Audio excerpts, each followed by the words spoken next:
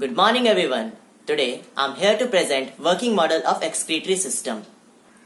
In this process, the unfiltered blood is pumped by heart which reaches kidneys through two renal arteries. Both kidneys filter the blood. This filtered blood is then transported to heart back by renal veins. Here I am showing this process by pulling up the balloon on the heart which creates low pressure in the bottle signifying heart. The urea and other waste containing water called urine exits kidney through two ureters and is stored in urinary bladder.